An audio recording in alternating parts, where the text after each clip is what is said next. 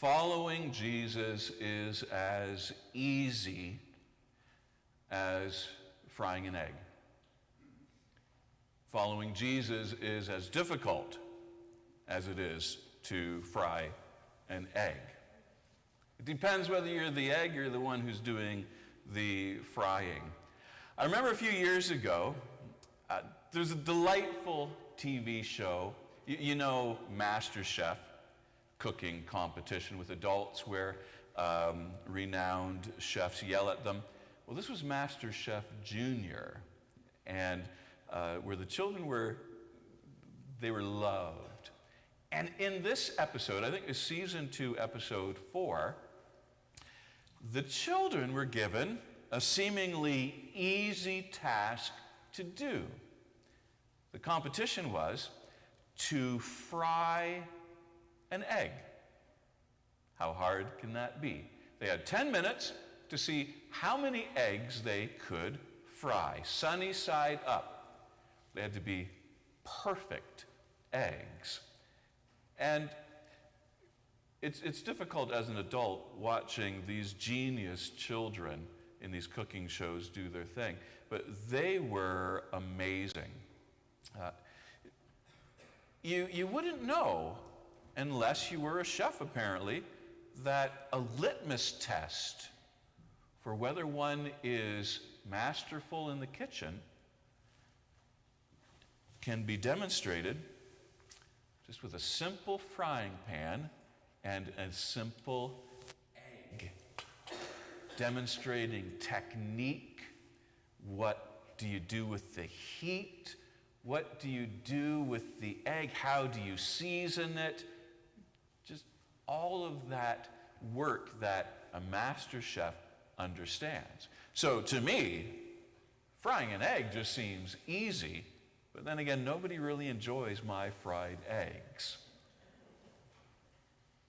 Frying an egg can be difficult. So these children fried their eggs, and we watched as the expert chefs walked around and checked the edges to make sure that they weren't burned, to make sure that the yolks were cooked properly and not raw, turning them, throwing imperfect eggs into the garbage.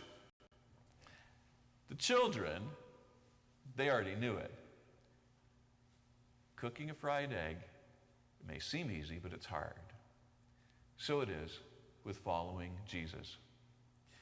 When we follow Jesus, it may seem easy or it may seem hard, but God's up to something with us, kind of analogous to frying an egg. You look at a perfect egg and its texture is just, I can't even describe it.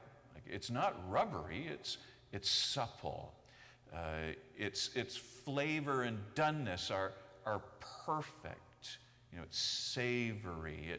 It's a little bit runny without being undercooked or overcooked. Following Jesus is the same way. Something goes on where we are fashioned in a particular way. To follow Jesus means that, like frying an egg, we have to allow ourselves to be cracked open. We have to allow ourselves to be broken. And that's not an easy ask. Quite often we're already broken, and we are coming to God hoping to be healed, and hopefully in that healing we realize that our brokenness is a way of experiencing God. To follow Jesus, like a good egg, you have to be an ingredient that God can use, that God can use to feed others. And following Jesus means we have to trust someone who's masterful, someone who is a masterful chef. We are the egg, and God is the chef. Now, if you haven't figured it out right now, I am using just a whole mess of bad analogies in this sermon. In the children's time, I think I said the egg is like I don't even know what I said because I'm still just loving how we made a mess up here. But this is, here's yet an analogy for how the sermon is. Just a mess of analogies, but that's okay because the passage that we read, the John 3 verses 1 to 17, it's a beautiful mess of wonderful analogies. Jesus is saying, following me is like being born anew. And he's talking about you can't see the kingdom of heaven unless you're born from above. And then he's talking about being born of the Spirit. And then he moves to analogy about the Spirit's like the wind and all over the place. And that's one of the reasons why this passage is so dearly beloved by Christians. Because in it we see that following Jesus means that we can be changed. The same way that an egg can be changed into so many things.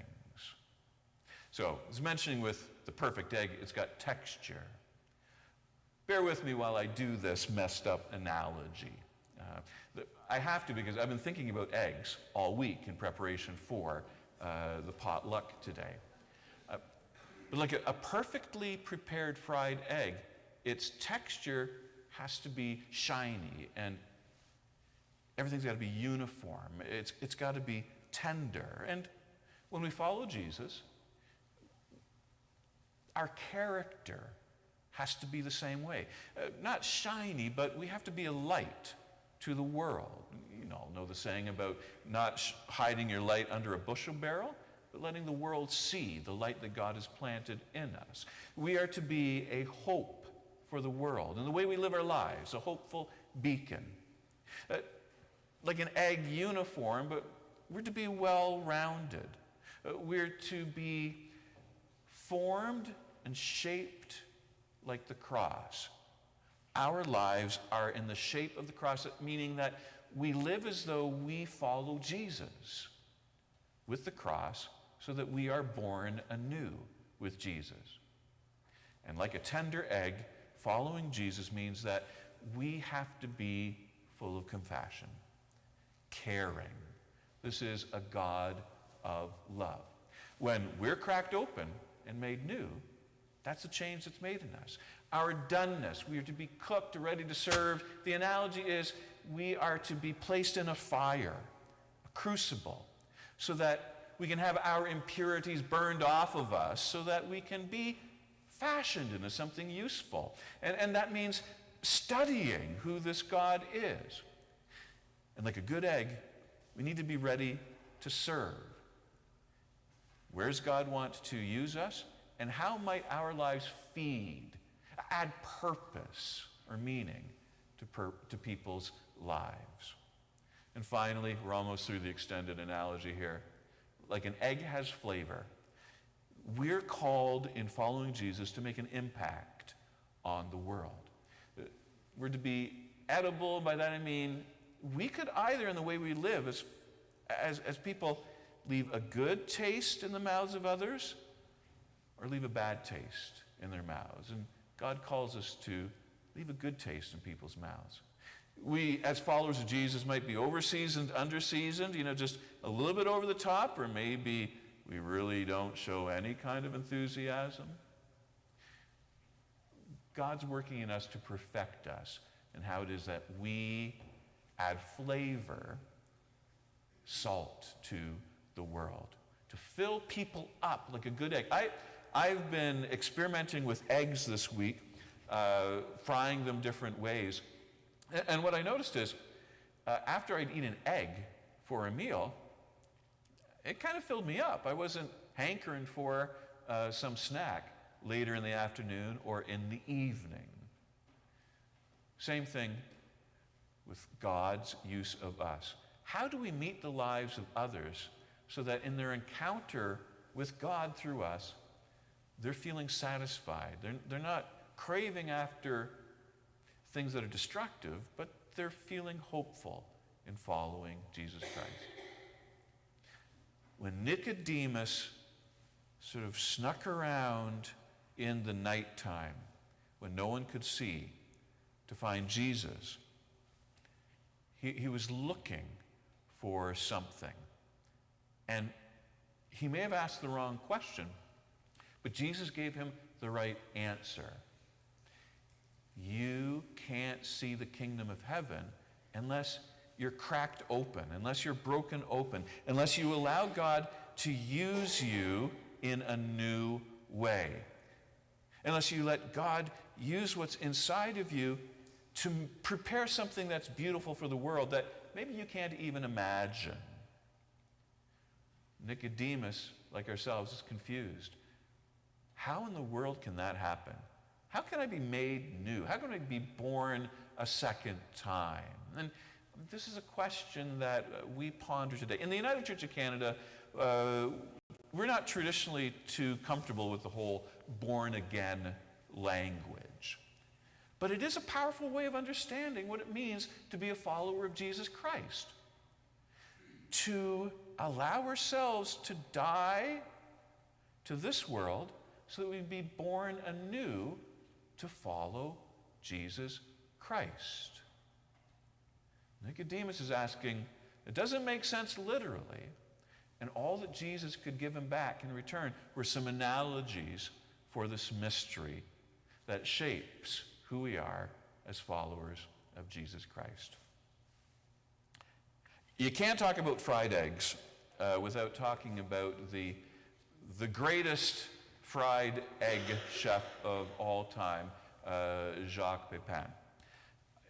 Some of you probably have his cookbook at home, or maybe you watched him, maybe you learned how to fry an egg watching him on some television special. In one segment that Pepin did, he demonstrated how to do two kinds of omelets. All right, so we've now switched from scrambled eggs to fried eggs to omelets, okay? He made both a classic French omelet, the kind that would be served in a palace, in the most expensive of French restaurants. And then in the same segment, he prepared a traditional country omelet that you would find, out in the rural setting, in a farmhouse, or in a farmhouse kitchen. Prepared both of them, and at the end he said this thing which I think holds true for us in how we understand this born-again thing. He was comfortable with both. He said, one isn't better than the other, they're simply different. The classic French style, palace-ready omelet, it has its place. And the savory, earthy farm omelet, it's beautiful with its tough curds, it has its place. They're just different, but they're both wonderfully filling. Whether you understand following Jesus Christ and being born anew, born again, as some radical shift in your life, where you were turned around and given a new opportunity, or you spent a lifetime following Jesus from the time you were born through your infant baptism, where it signaled you being born anew and welcomed into the family of God. Either way, you're a good egg, and you can be broken open by God in the way that you follow Jesus Christ to feed the world. Amen.